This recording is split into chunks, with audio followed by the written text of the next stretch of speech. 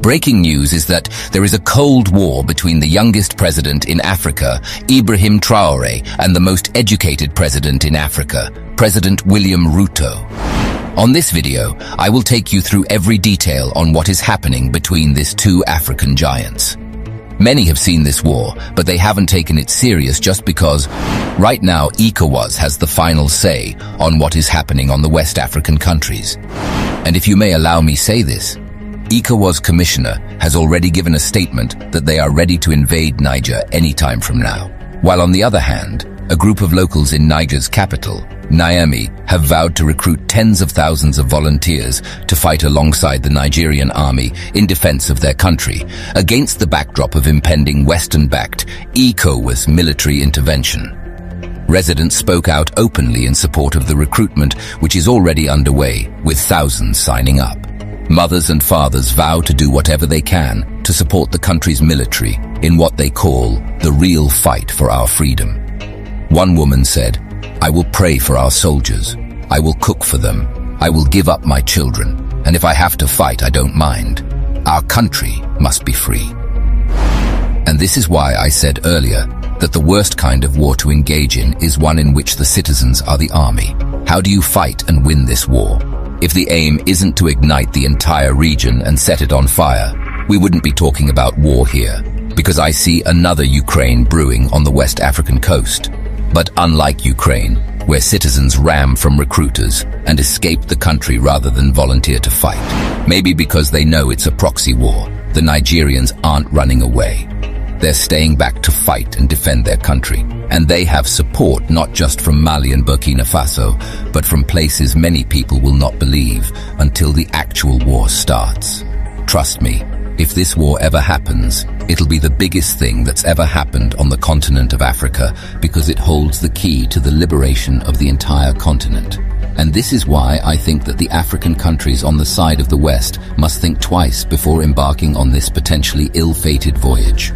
I know what I'm talking about. There isn't going to be another Libya on the continent of Africa. You can take that to the bank and cash it. And if that doesn't tell you something, I don't know what will.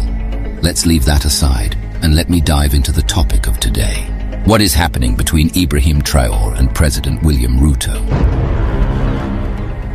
It's not a long story. Please let me explain. My name is Ontita Brandon, and welcome back to Teens Republic, the life-to-life educative channel. Before we continue, please subscribe to this channel. We promise you will have the best videos for you to watch and learn. 35-year-old President Ibrahim Traoré of Burkina Faso has called for African countries to put their energy on developing themselves.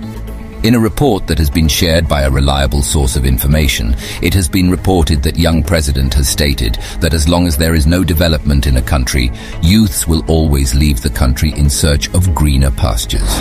This is happening at the same time when it has been reported that President Traoré has stated that any military intervention in Niger by another country is going to be taken as a declaration of war against his country. Several sources have confirmed that the president said this amid claims that France was planning a military intervention in Niger to restore ousted President Mohamed Bazoum back as the president of Niger. Speaking about this, President Traoré has stated that any attempt by any country to conduct such an operation is going to be dealt with by his government. They will respond by force.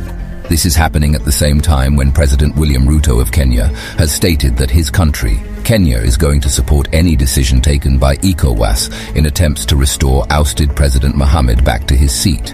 President William Ruto has also stated that Kenya is against coup in Africa, adding that coups takes countries back to the old days where there was no democracy. Above all, this means that if President William Ruto will dare to touch Niger, he will touch Ibrahim Traoré. Anyways, I don't know what you think about all this. Give us your thoughts on the comment section below. The coup in Niger, our position is that undemocratic, unconstitutional imposition of the will of any government of whatever nature on the people without their consent is wrong, the same way colonialism was wrong. And that Africa can only proceed into the future if we allow the people of our countries and of our continent to determine their destiny and to choose their leaders in democratic means, using democratic means. The way you do here in Mozambique, and the way we do in Kenya, and the way it is done in many parts of our continent. And therefore, as a union, in the Africa Union, we are against any undemocratic removal of any government. Coups are not a panacea. They are not a solution to the challenges that we have as a continent. They are as undemocratic as the colonial masters.